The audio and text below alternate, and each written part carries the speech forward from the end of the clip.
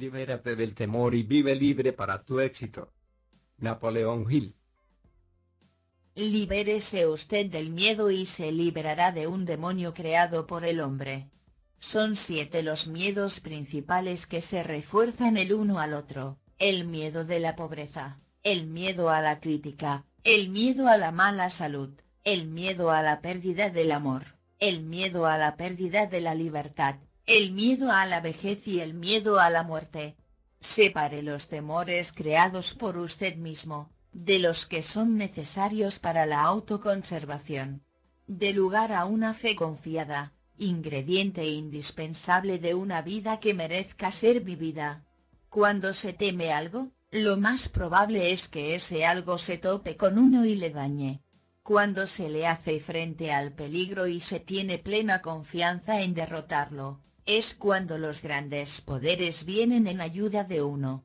El temor, que es el más poderoso de los motivos negativos, es como la oración, pero al revés.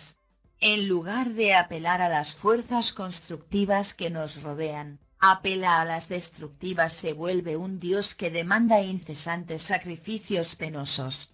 La gente rara vez admite que las vidas que se arrastran en un caudal de amargas privaciones, no están fundadas en otra cosa que en un temor constante, y sin embargo esto es lo que constantemente ocurre a nuestro alrededor. El primer miedo a que me referiré es de terrible carácter magnético. Mientras más se tiene de él, más se atrae del mismo. 1. El temor a la pobreza. De vez en cuando, a lo largo de mi vida, tuve ocasión de toparme con personas que había conocido en mi juventud colmada de pobreza.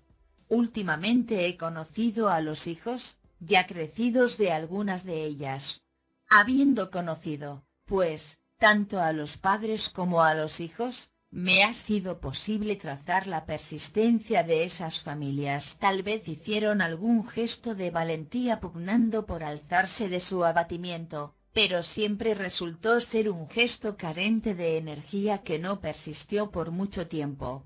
Tal vez quienes hicieron eso hayan acallado su conciencia para el resto de su vida con ese gesto efímero. Pero lo que no tiene nombre es que familias enteras carezcan convencidas de que Dios las destinó a ser pobres. Es obvio que tiene que ser el máximo efecto del temor, el hacer que se equipare la idea de Dios a la idea de persecución. El ser pobre y no querer serlo es el primer paso hacia la riqueza. Pero es menester apartar a un lado el temor a la pobreza. Esta debe verse más bien como un punto de partida.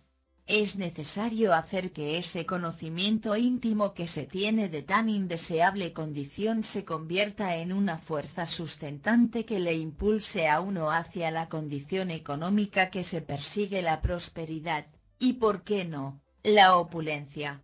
Deje que la actual necesidad que tiene de escatimar los céntimos le haga consciente del poder del dinero, y que su falta de medios económicos le informe de los muchos caminos que pueden seguirse para utilizar el dinero de otros, pagándoles un interés justo por cualquier préstamo.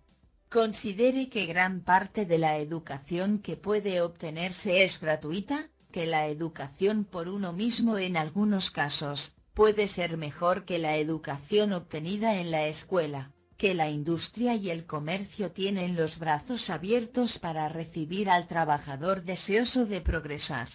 Obsérvese que nuestra economía es tan vasta y variada que cualquier conocimiento especial puede medrar donde se le necesite, y además, está llena de necesidades no satisfechas que usted puede aprovechar.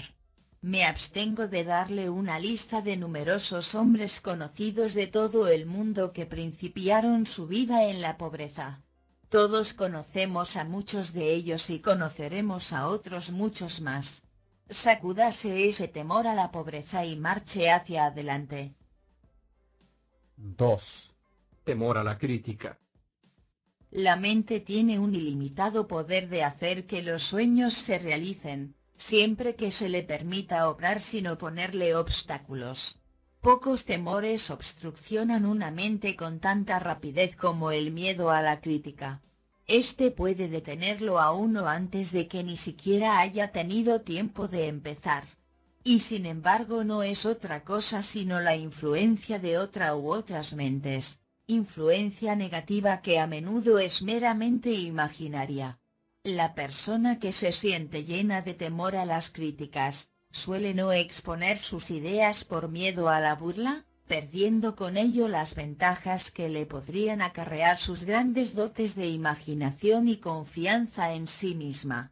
Al estudiar la carrera de hombres que llegaron a destacarse en sus respectivos ramos, nos admirará ver la forma en que se percataron de sus capacidades y las pusieron a producir. Al mismo tiempo apreciaremos muchos de los obstáculos que tuvieron que salvar. Pero tal vez no paremos mientes en las críticas adversas que tuvieron que afrontar. Si hubiesen tenido miedo de esas críticas y hubiesen dejado arraigarse en su mente, toda su capacidad para idear y realizar se habría visto invalidada. Según la crítica, el automóvil no daría resultado. Tampoco el aeroplano. Ni los viajes espaciales. Cuando Henry Ford estuvo listo para fabricar automóviles mediante la producción en masa, entonces la crítica aceptó que el automóvil daba resultado, pero se resolvió en contra de la producción en masa. Se le consideró una curiosidad de laboratorio. Se alegaba que no podría conseguirse el necesario volumen de abastecimiento de gasolina, ni el caucho, ni que estos materiales necesarios pudieran estar a la disposición del automovilista donde quiera que viajara. Más aún, los banqueros, con quienes por cierto Ford nunca quiso hacer negocios, afirmaron que la gente no compraría un artefacto tan caro en cantidades suficientes. Casi todos los que conocieron los planes de Ford le aseguraron el fracaso de un modo u otro. Desde luego, fue la sustentadora fuerza del amor la que ayudó a Ford y también lo que su esposa le dijo: sigue adelante sin hacer caso de las críticas. En época más reciente, un sujeto de nombre Henry Land tomó una fotografía a su hijita. Ella quería ver de inmediato la foto. Su padre, el señor Land, le explicó que primero era menester sacar el rollo de película de la cámara y revelarlo en un cuarto oscuro valiéndose de determinadas sustancias químicas. Una vez que estuvieran listos los negativos, habría que imprimirlos mediante una luz fuerte sobre un papel fotográfico sensitivo que a su vez requería un tratamiento químico, al cabo de todo lo cual estarían listas las fotografías. Pero al llegar a este punto de la explicación a la niña, su mente abierta enfocó el problema. ¿Por qué no hacer una cámara que produjera las fotos concluidas? Cualquiera con conocimientos por someros que fuesen de fotografía le habría podido dar una docena de razones por las cuales no sería factible hacer eso, pero las críticas no impidieron la invención de la cámara Polaroid, que hace exactamente lo que la niña Land quería.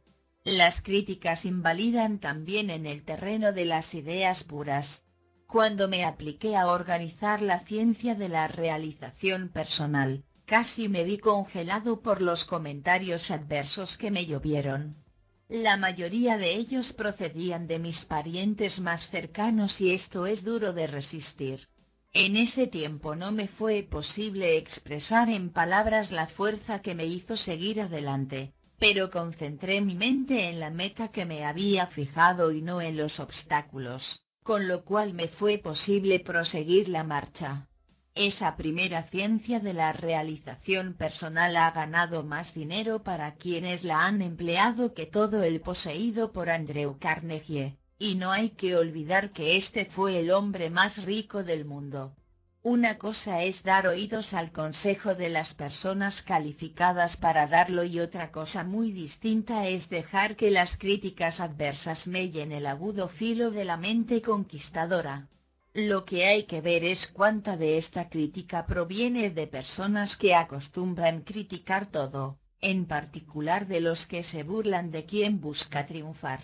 El fracaso, como otras formas de la miseria, quiere compañía. Deseche usted, pues, todo temor a las críticas y marche hacia adelante. 3. Temor a la mala salud. Es seguro que usted conoce a más de una persona cuyo tópico principal de conversación es la salud, más bien dicho, la mala salud. A esta gente le encanta describir las operaciones quirúrgicas sufridas más que hablar de los beneficios derivados de las mismas. Siempre que realmente hayan requerido de dichas intervenciones, lo primero que hacen al despertar por las mañanas es interrogarse sobre los malos síntomas que experimentan, recorriendo su organismo, primero de la coronilla a los talones y luego de estos a la coronilla, siendo seguro que encontrarán algún signo cierto de enfermedad con el cual seguir fastidiando a sus amigos. Están prontos a adquirir cualquier panacea que se les recomiende, seguir al pie de la letra cualquier tratamiento charlatán de moda ese año, y que al año siguiente se convierte en lo contrario, una amenaza para la salud. Se trata de sujetos hipocondríacos, que imaginan ser víctimas de toda clase de enfermedad, temen a los males y terminan acarreando sobre sus personas los males que precisamente temen, porque hasta ahí alcanza el poder negativo de la mente. En mis 60 años de vida adulta, me ha complacido ver que los médicos cada vez dan una mayor importancia a los males psicosomáticos, o a las enfermedades orgánicas que causa la mente. Desde los primeros tiempos de la historia, ha sido evidente que casi todas nuestras enfermedades son causadas por la intranquilidad de la mente. A continuación doy una lista parcial de síntomas que pueden originarse en conflictos, temores y tensiones mentales, dolor de cabeza, indigestión, úlceras, dolores artríticos, fatiga constante, insomnio, lenta cicatrización de heridas, dificultades renales, desarreglos circulatorios, frigidez, impotencia, erupción y otras afecciones de la piel, infecciones en la boca, desórdenes rectales, espasmos musculares, y otros muchos más. Luego vienen los desórdenes mentales, que abarcan desde la extrema tensión nerviosa hasta la locura manifiesta, que a menudo son causados o agravados por una mente que lucha contra sí misma. La lista de enfermedades a las cuales puede rendirse el cuerpo y la mente es casi interminable. En vista de eso, el primer paso hacia la buena salud es no alimentar la imagen de la enfermedad. La mente tiende a transmutar todo lo que se cree en su equivalente físico. ¿Por qué entonces no visualizarse a sí mismo como una persona que disfruta de buena salud desde la coronilla hasta los talones y viceversa? Aun en el caso de que se contraiga alguna enfermedad o daño, hay que adherirse firmemente a la convicción de que no se trata más que de un incidente adverso de la vida que es seguro se conseguirá dominar. Es más, una mente plena de fe y confianza contemplará la curación o sea la condición si más bien que su enfermedad, y esto constituye una ayuda curativa que no puede proporcionar la medicina. Es algo concebido o ideado, y por ende, de un poderío sin límites. La fe es la más grande de todas las curas. La fe es la gran medicina universal que evita la enfermedad, la cura y alza resistencias a los posteriores embates de la misma. Cura y sostiene. El tener fe en la propia salud es como si se condenara a la mala salud a una muerte por inanición. Mantenga a la mala salud fuera de sus conversaciones. Arrójela de su mente. Refleje su fe en la imagen del príncipe de la buena salud y este caballero montará guardia, siempre invencible. Ahora, para demostrar sin lugar a dudas que usted ha dejado de creer en la mala salud, vaya y vacíe su botiquín, tirando a la basura todo lo que contiene. Deseche sus temores a la mala salud y marche hacia adelante. 4. Temor a la pérdida del amor. El amor marcha de la mano con la paz del espíritu. Una pareja que de verdad se ame proyecta ese sentimiento amoroso hacia el mundo como un faro de felicidad. Se pertenecen mutuamente, solemos comentar, y así es en muchos aspectos.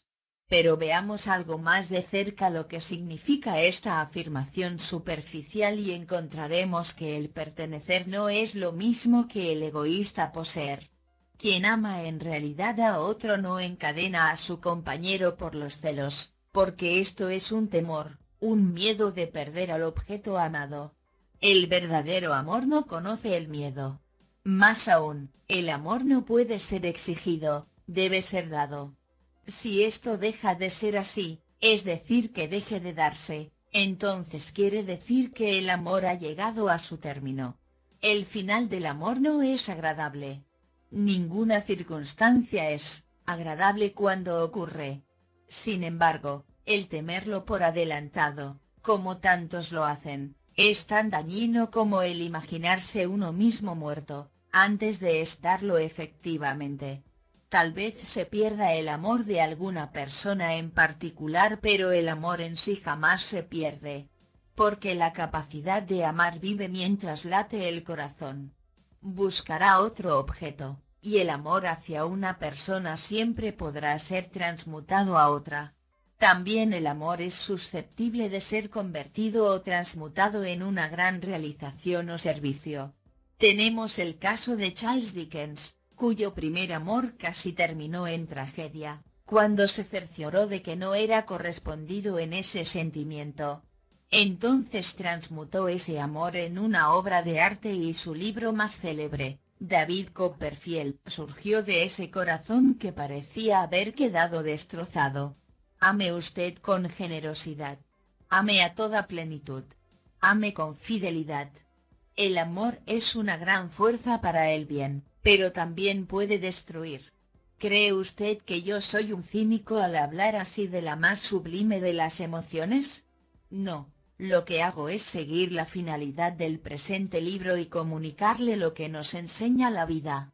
Cualquier temor es tanca y daña. Deseche, pues, el temor de perder el amor y marche hacia adelante. 5. Temor a la pérdida de la libertad. Hace poco leí acerca de un hombre que, después de haber cumplido su condena de prisión, alcanzó la libertad. Tropezó con dificultades para encontrar un empleo, porque era lo suficientemente sincero para informar que era un expenado. Por un tiempo no pudo vivir con su familia, porque ésta desconfiaba de él. Pero en su interior él sentía que era un hombre cambiado, y con sosegada persistencia fue ganando a poco un lugar en el mundo de la gente honrada. Se mostraba agradecido de haber recobrado los privilegios de poder trabajar para ganarse la vida, planear una carrera, tener una familia y un hogar. Pero todas estas bendiciones tienen su base en una bendición aún mayor, terminaba diciendo, el hecho de disfrutar. Millones de personas saben lo que ocurre cuando todo un país pierde la libertad. Puede seguirse disfrutando de todo lo que exige la comodidad de la vida y hasta los lujos. Pero sin la libertad de expresar lo que se piensa y de vivir la propia vida todo resulta una burla. Recuerdo un grupo de hombres y mujeres que cruzaron el mar en una minúscula y frágil embarcación y que se vieron al borde de la muerte varias veces, con tal de alcanzar nuestras costas en busca de libertad. Esa embarcación inició el viaje con 2 mástiles y en un puerto de escala vendieron uno de ellos para comprar provisiones. Pero a pesar de todo siguieron luchando para alcanzar la libertad.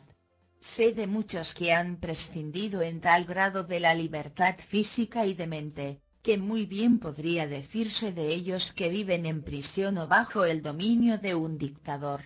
También sé de otros que viven en un temor constante de perder la libertad, hasta el punto de que ese temor se convierte en un arrojador de sus almas. como sucede cuando cualquier miedo se entroniza en el espíritu.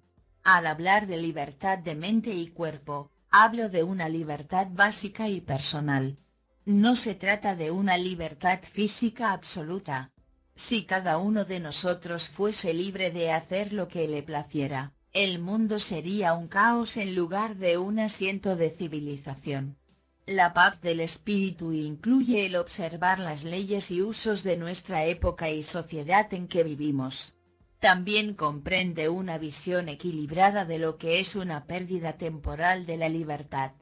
Hace poco sufrí una pérdida temporal de mi libertad a proceder como quisiera. Un leve caso de gripe logró burlar a mi príncipe de la buena salud y me tiró en la cama por 3 días. Muy bien podría haberme puesto nervioso y preocupado por las citas que me veía forzado a cancelar, pero, de permitirlo, mi espíritu habría perdido su libertad. En lugar de ello, dediqué mi tiempo a delinear tranquila y sosegadamente este libro. Era una tarea que había soslayado hasta entonces y por largo tiempo. De nuevo tuve oportunidad de comprobar el principio que dice que toda adversidad lleva en su seno un beneficio equivalente o mayor. El concepto de tiempo se encuentra estrechamente vinculado al de libertad. El tiempo es riqueza y, a diferencia del dinero cuando se pierde, no puede reponerse.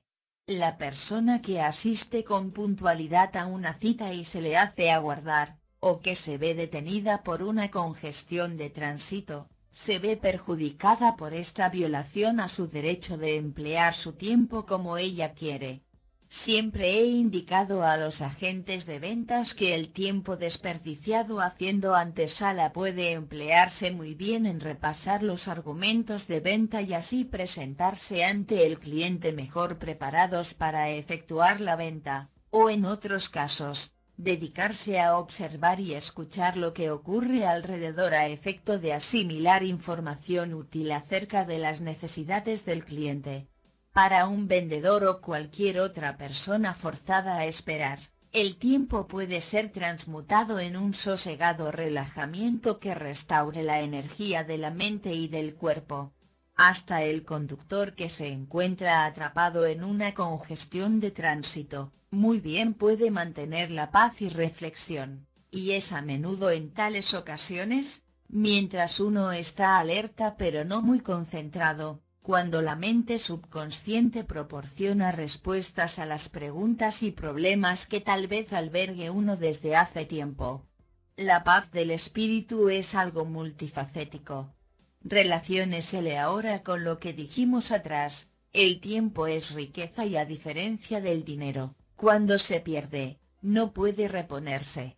La paz espiritual es tan beneficiosa para nuestro bienestar, que es casi una verdad decir que prolonga la vida y ayuda a mantenerlo uno activo y productivo hasta una edad avanzada, con lo que puede decirse que el tiempo perdido puede en cierto modo ser repuesto y en una oportunidad mucho más valiosa. La libertad comprende la paz del espíritu, y esta es una libertad fundamental. Son muchos los esclavos del reloj, de la cuenta bancaria, de las convenciones y de la afectación. Antes de que uno pueda afirmar que es libre, es conveniente ver si se puede contestar en forma afirmativa a las siguientes preguntas. Cuando las circunstancias me exigen que emplee mi tiempo de una manera en que no planeaba hacerlo, ¿tengo dominio de mi mente en ese momento y la utilizo en forma beneficiosa? Tengo establecido mi programa de trabajo de tal manera que no necesite vivir con el constante de que me abrume el trabajo y me robe mis horas de descanso. Cuando llego a encontrar un modo de expresarme a mí mismo y sé que es aceptable desde el punto de vista social, ¿continúo expresándome de esa manera aun cuando a otros parezca extraña?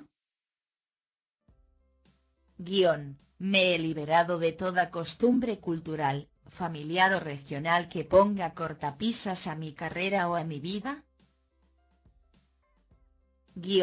Estoy dispuesto a objetar la forma en que otros suelen hacer las cosas y no considerar como una guía absoluta el así lo hacen todos. Soy consciente de que no trabajo por dinero, sino por lo que el dinero puede comprar. Si con toda sinceridad puede contestar con un sí a estas preguntas, ¿quiere decir entonces que usted es básicamente una persona libre y que no teme la pérdida de su libertad? Porque demuestra saber que la libertad no puede ser arrancada al alma. Pero me permito recomendarle que fije su atención en la última de las preguntas. Cuando conocí los impulsos que capacitan a los hombres para hacer grandes fortunas, también advertí que algunos ricos carecen de paz espiritual. El reconocer la importancia que tiene el dinero no quiere decir por ningún motivo que deba adorársele, pues esto termina destruyendo la felicidad. Recuerde bien que este libro le enseña a hacerse rico, pero a la vez a tener paz mental. La libertad se extiende en muchas direcciones.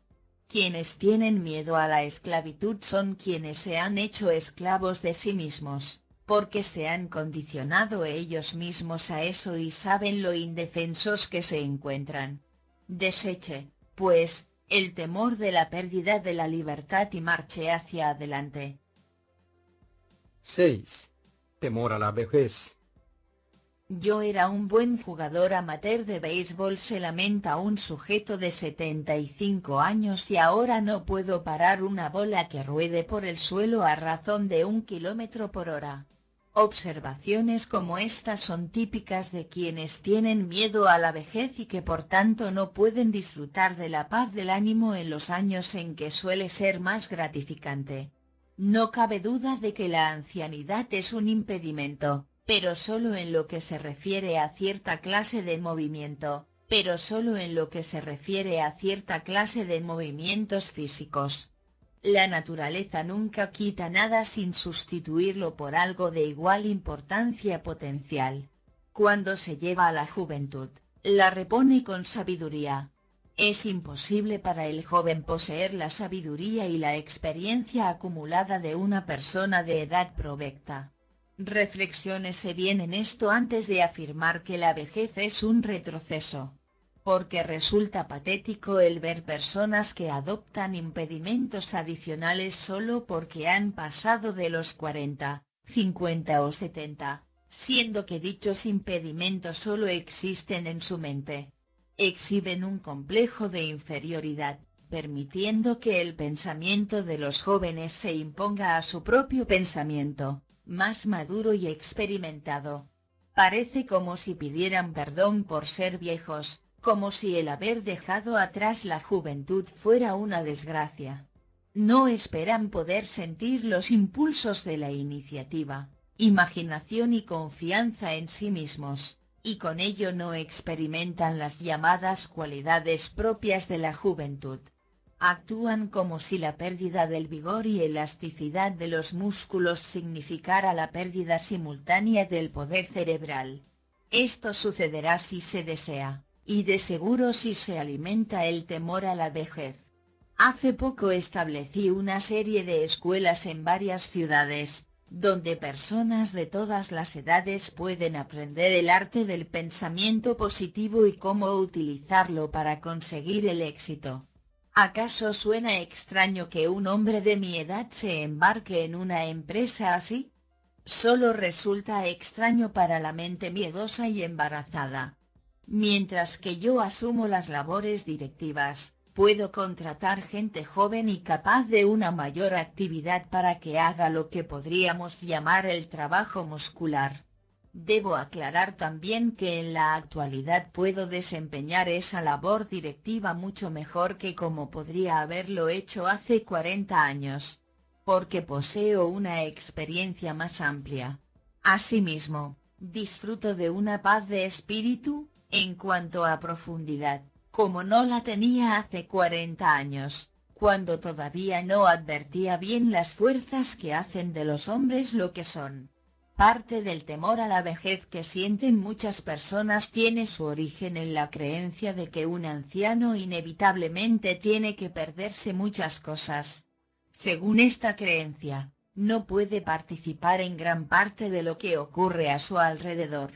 Debido a esto, hay viejos que tratan de fingir juventud y solo hacen el ridículo. No es necesario participar en forma física de todo lo que ocurre alrededor de uno, siempre que se mantenga uno en contacto con el mundo. A cada instante mejoran más los medios de comunicación y, debido a ello, todo lo que ocurre en el mundo puede ser conocido sin moverse uno de su sillón favorito. Es indudable que los viejos de la época de mi juventud habrían sido menos ignorantes y supersticiosos si hubiesen tenido las oportunidades que en la actualidad se le brindan a uno para saber lo que pasa. A fin de que pueda usted mantenerse a tono con los estados de ánimo juveniles, le invito a emplear un procedimiento que sé por experiencia propia que es de una gran utilidad. En cada aniversario de mi nacimiento resto un año a mi edad. Debido a esto, pongo una atención especial en los aspectos de la vida que atraen a una persona que tenga mi fingida edad. En la actualidad me encuentro en mis veintitantos años, cerca de la treintena, renovando mi incomprensión del estado de ánimo propio de esa época de mi vida y también de mucho de lo que es valioso en la actual generación que tiene esa edad. Contando con la ventaja de mi posición plena de experiencia, me divierto por partida doble y al mismo tiempo percibo la perspectiva que tendría un joven al juzgarme. Esta treta es a la vez valiosa y sumamente divertida. Espigue con hondura en la vasta experiencia que tenga, refresque su conocimiento de la naturaleza humana, y localice y sienta las fuerzas positivas que nunca se hallan fuera del propio alcance. La vejez puede ser la época más grandiosa de su vida. Deseche, pues, el temor a la vejez y marche hacia adelante. 7. Temor a la muerte. Mi padre trató de imbuirme el miedo al fuego y al azufre que serían mis dueños al morir, hasta por la fuerza lo intentó. Por fortuna ese temor no logró arraigar en mi espíritu, a pesar de que era preconizado también por la iglesia del lugar. Si para contrarrestar el miedo a la muerte es menester sobreponerse a la religión que se profese, hágase sin vacilar. Nadie tiene derecho a decirle a uno que tal o cual es la manera de disfrutar del más allá, porque basta con que usted camine por la calle para que se encuentre otro grupo que afirma lo contrario de lo que le dijeron. Repito que usted puede creer, como yo lo creo, que nada de lo que se haga en el curso de la vida tiene efecto alguno sobre lo que el espíritu vital experimente o a dónde pueda ir después de la muerte. Y me permito hacer resaltar que no se trata más que de una creencia. Pero es una creencia que le ayudará mucho a vivir una vida buena, feliz, completa, y útil por lo pronto, y disfrutarla hasta en sus menores detalles. En cuanto a ser honrado y servicial con nuestros semejantes a fin de que ellos también puedan disfrutar de la vida, diré que es parte de nuestra paz espiritual y de nuestro éxito en la vida. Nunca en toda mi vida he pedido opinión a nadie, a menos de que tenga motivo para creer que esa persona sabe más que yo acerca del tópico sobre el cual le consulte.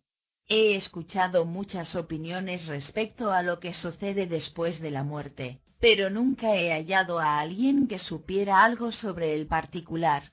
¿Debo entonces temer a la muerte solo porque es algo desconocido? No, es preciso que me recuerde a mí mismo que existen dos tipos de circunstancias. El primero es aquel que se puede controlar, modificar o evitar. Este tipo de circunstancia merece toda nuestra atención. El segundo consiste en todo aquello que no puede uno controlar, y del cual la muerte es el principal ejemplo.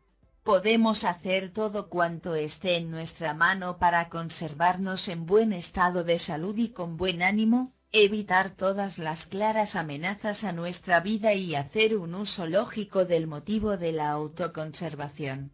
Pero eso de preocuparnos demasiado por la muerte, ¿por qué ensombrecer nuestro espíritu con lo que está fuera de nuestro control?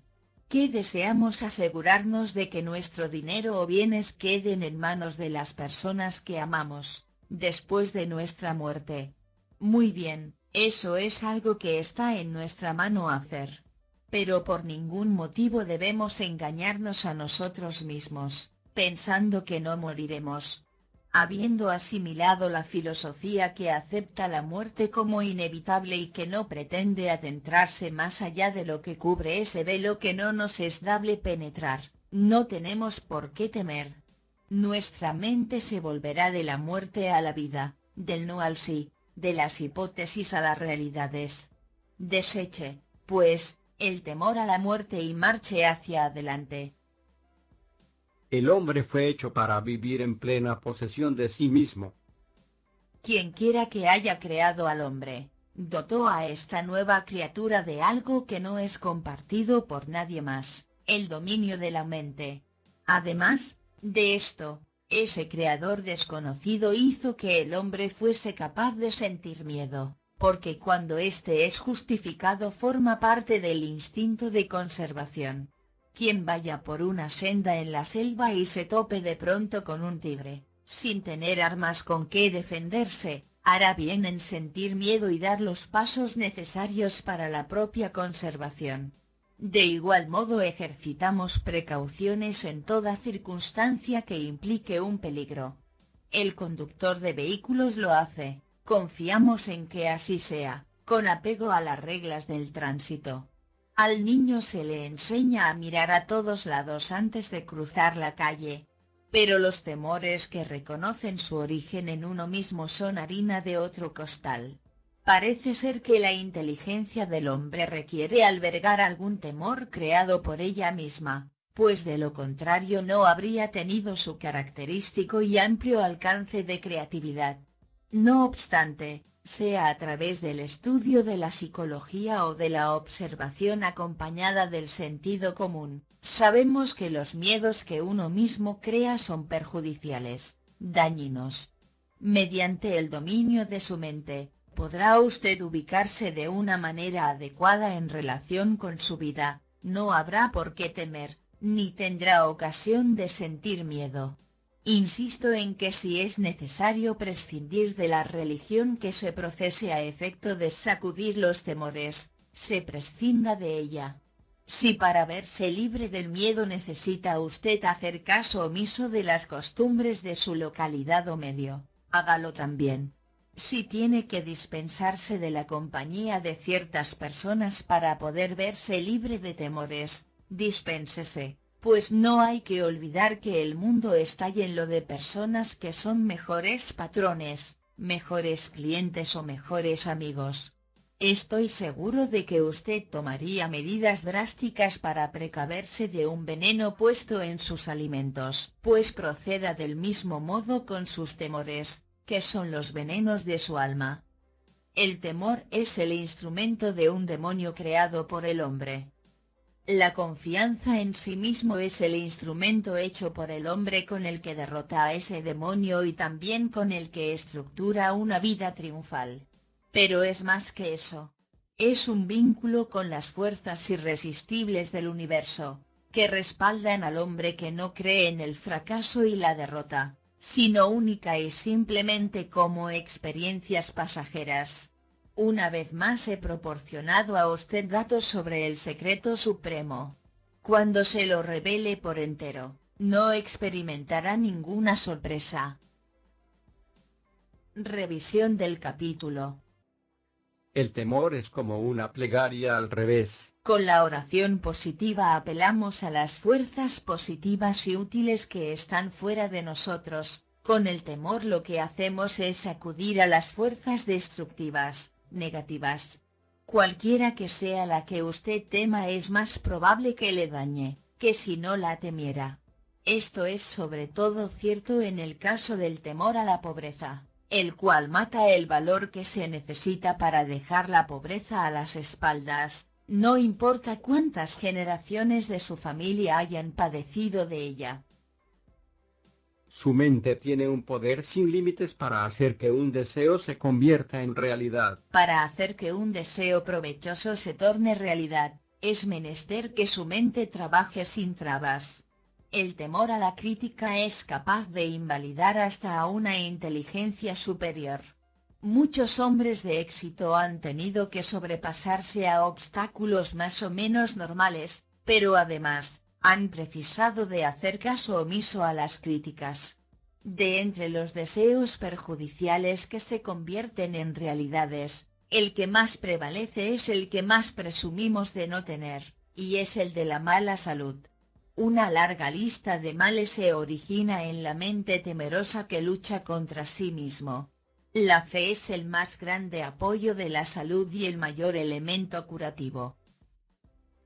Solo el temor puede robarle el amor y la libertad. El verdadero amor no es posesivo. La capacidad de amar permanece aun cuando se le niegue a usted el amor, y el miedo no debe impedir que usted exprese su amor transfiriéndolo a otra persona, porque el amor no se pide ni se exige, se da. La libertad también reside en el corazón cualesquiera que sean las circunstancias externas. La pérdida de ella puede asimismo ocurrir en el corazón, aun cuando las circunstancias externas indiquen otra cosa.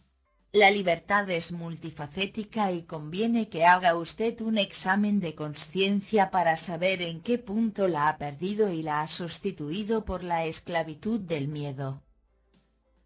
Los años posteriores a la juventud pueden ser los mejores de su vida. La naturaleza siempre proporciona una compensación por cada cosa que quita.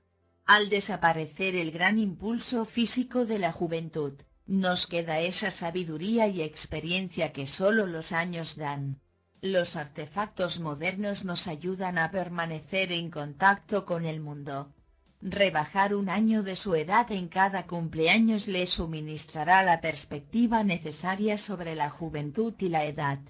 El hecho de la muerte no puede ser negado, pero nadie sabe en concreto lo que existe más allá de la impenetrable cortina del más allá, con lo que se impone no preocuparse por una circunstancia que está fuera de nuestro control. No importa lo avanzado en años que sea usted, muy bien puede mantenerse tan ocupado en el negocio de la vida, que el temor a la muerte no pueda instalarse en su espíritu.